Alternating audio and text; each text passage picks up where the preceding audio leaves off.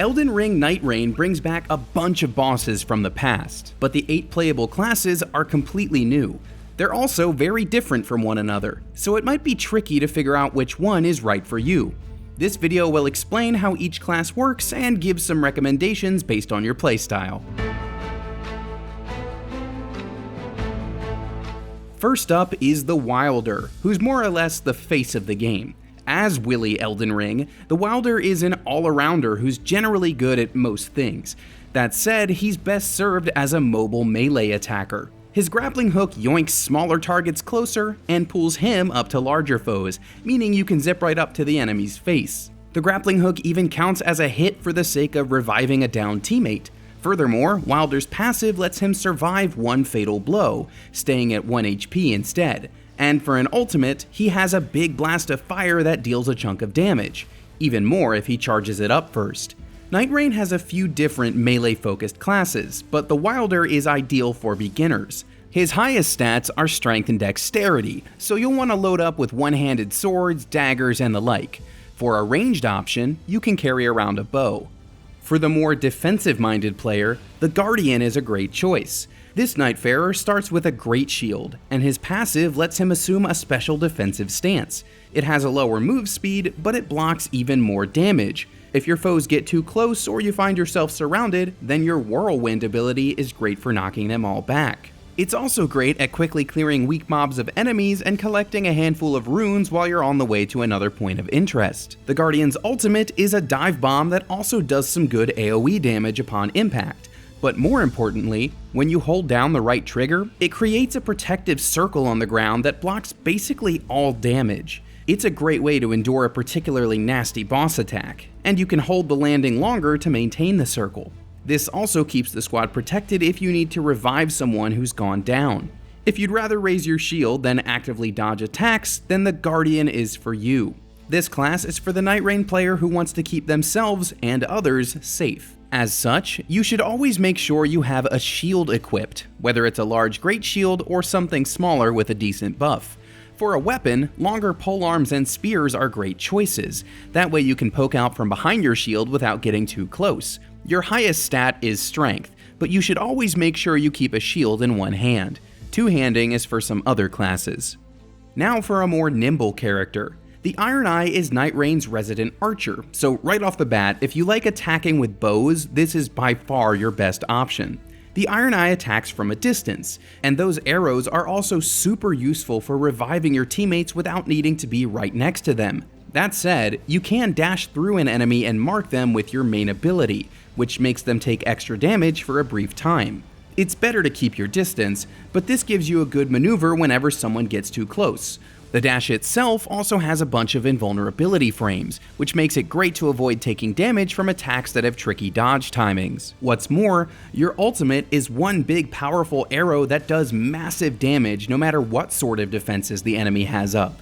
As you're building your loadout, you should obviously focus on bows that utilize your high dex, but it doesn't hurt to have a close range option like a dagger or rapier for anyone who gets too close. Finally, the Ironeye's passive increases item drops for the whole party. So if you like using the bow and arrow and want to support the team from a comfortable distance, the Ironeye is the way to go.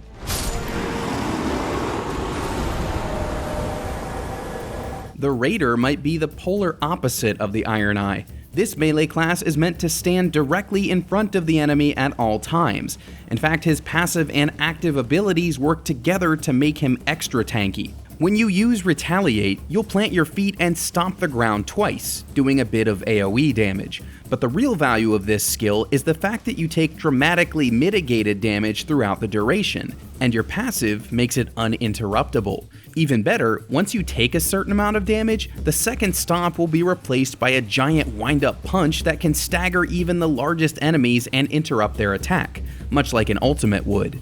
Speaking of ultimates, the Raiders summons a massive pillar that explodes out of the ground. This thing does damage and creates the perfect sniper perch for ranged classes like the Ironeye until it goes away. Even better, it gives everyone around it an attack damage buff. And it can also get in the enemy's way, blocking attacks and even totally throwing off the direction of some of the boss's biggest moves. The Raider is for players who want to both give and receive big damage. If you like melee and don't mind taking a few hits of your own along the way, the Raider is a great choice. It's also the way to go if you want to utilize your strength to wield heavy two-handed weapons. Hammers and greatswords are extra deadly in the Raider's hands. Okay, we're halfway through the video now, but all you witches and wizards can relax. The Recluse is Nightreign's chief spellcaster. If you like magic more than regular weapons, here you go. The spells you cast as the Recluse depend on the gear you find during your run, but the main thing to watch out for is your FP. Nightreign doesn't have nearly as many consumable items for restoring your magic meter. Instead, you can use your character skill, Magic Defense. When you see this circle on an enemy, executing your special move absorbs FP and fills one of the 3 little circles on the bottom of the screen.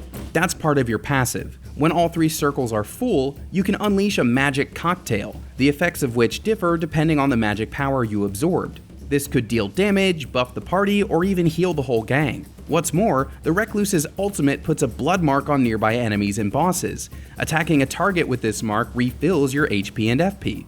As for the best ways to use that FP, the Recluse is great for all sorceries and incantations thanks to her high intelligence and faith. Spells are attached to specific staffs and seals, and you should be on the lookout for the ones we're putting up on the screen right now. Those are going to be your most powerful options. The Recluse is much more of a juggling act than your standard Elden Ring caster, but if you can manage your FP well and you're good at building passives over the course of a run, you can unleash a rain of powerful spells while keeping yourself juiced. Some of Nightreign's classes have clear counterparts, and the Executor is basically this game's version of Wolf from Sekiro. The core ability is a cursed sword you can draw at any time. While in this special stance, the Executor moves super slowly, but can deflect incoming attacks with proper timing. Doing so can stagger even the biggest bosses, and every deflection powers up the sword with holy energy. This buffs the sword, and allows you to execute a powerful holy energy swipe with the press of the left trigger when it's fully charged. If you're a player who loves to go toe-to-toe with parries, the Executor is for you. As the icing on the cake, the Executor also gets buffed every time he recovers from a status ailment like poison or frostbite, thanks to his passive ability. For an ultimate, he can transform into a giant beast with its own extra long health bar and strong claw attacks. It's great for taking large chunks of health out of a boss or clearing out a bunch of weaker enemies all at once, but be aware that you can still die while in beast form. Where the Raider is meant to two-hand heavy weapons, the Executor is best served by using dex blades like katanas. You can carry one in each hand or focus on a single blade the same way you'd wield your cursed sword. It's also worth mentioning that the Executor's starting sword is among the best across all the Nightfarers. It causes bleed from the start, making it a great weapon to upgrade with smithing stones. There might not be a lot of synergy between these moves, but at the end of the day, the Executor is built for parries. And trust me, they feel so good to pull off. Now we come to the Duchess, who you may be surprised to learn actually has an A in intelligence scaling, and a B in dex faith scaling, making her kind of a magical rogue type class. In addition to poking enemies with dexy daggers and rapiers, she can also make use of the same spells we recommended for the Recluse. Dodging as the Duchess is very different from the other classes, because her passive is an extended dodge that gives you a second hop. It really comes in clutch when it comes to some of the game's most dangerous AoEs. For an active ability, the Duchess can essentially repeat the last 2 seconds worth of attacks by replaying the moment with her pocket watch. Once activated, a phantom of the enemy will briefly flash and they will take half of all the damage they just received. You can use it pretty frequently, but it's the perfect follow-up to any critical hit, bleed proc, or ultimate. Speaking of which, the Duchess can make the party invisible for a limited time. In battle, this means enemies won't be able to target anyone. While exploring, it lets you slip past a boss or heavily guarded area you're not ready for.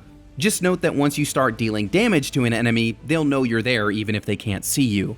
The Duchess is an intelligence dex hybrid fighter with some really cool support moves, plus the flexibility to do both melee and spellcasting playstyles. So if you want to deal your own damage while giving the party little boosts along the way, give this class a shot. Finally, we have the Revenant. Did you like using those spirit ashes in Elden Ring? Then this class is for you. She's a summoner. You won't be bringing out any mimic tears in Nightreign. but she can summon Helen the Swordmaster, Frederick the Pumpkinhead, or Sebastian the Skeleton. Yes, those are their real names, and you can only summon one at a time. That said, the Revenant's passive automatically raises the spirit of one fallen enemy after each encounter. So anytime you beat a mob or clear a camp, one of those guys will rise again to fight for you for a little while.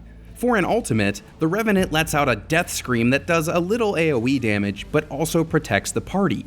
For as long as her icon is active, everyone will be protected from fatal blows. Instead of dying, their HP will never drop below 1. This can really save your bacon in a tough fight. While these abilities are unique to the Revenant, she is also a strong caster with high faith and decent intelligence. Be on the lookout for the same kinds of spells we recommended throughout this guide. If you need a melee weapon, you can choose any lightweight blade. The Revenant feels unique even among the creative classes in Nightreign, but if you want to try some more experimental strategies or just bring a few extra buddies into battle, she's worth checking out. If you've already made up your mind about which class to play but still need help with the game's difficult bosses, we can help you with that too. Just visit our wiki on IGN.